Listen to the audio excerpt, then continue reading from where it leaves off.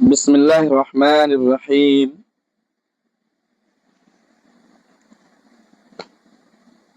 آج ہم پڑھیں گے اردو زبان کی دوسری کتاب کا سبق نمبر 4، خوشخوئی کے اندر آئے ہوئے مشکل الفاظ کے معنی۔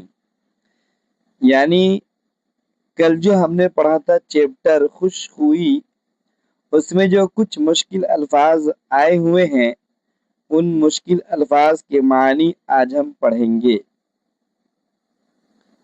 معنی کا یاد کرنا طالب علم کے لیے ضروری ہے، اور اس معنی کا ضروری ہے جب مشکل الفاظ کے معنی نہیں ہوں گے، معلوم نہیں ہوں گے، تو پھر طالب علم کو کتاب کا اصل مفہوم سمجھنے میں دقت ہوگی اور اصل مفہوم تک ان کی رسائی نہیں ہو پائے گی۔ اس لیے مشکل الفاظ کے معنی یاد ہونا چاہیے۔ لفظ ہے خوشخوئی، معنی ہے اچھی عادت۔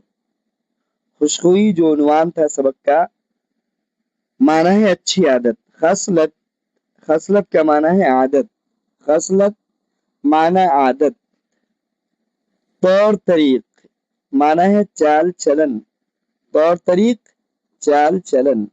صلح میل جول۔ صلح کا معنی ہے میل جول۔ خوشخو اچھی عادت والا۔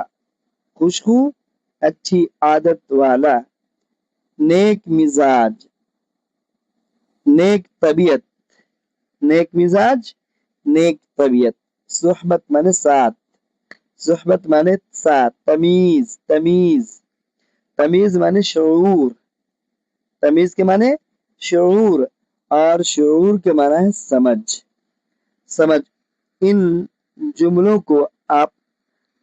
ان لفظوں کو آپ جملوں میں بھی استعمال کر سکتے ہیں۔ خوشخوئی، خصلت، طور طریق، صلح، خوشخو، نیک مزاج، صحبت، تمیز اور شعور، ان الفاظ کو جملوں میں استعمال کر کے اور اپنی دماغی قوت کو بڑھا سکتے ہیں۔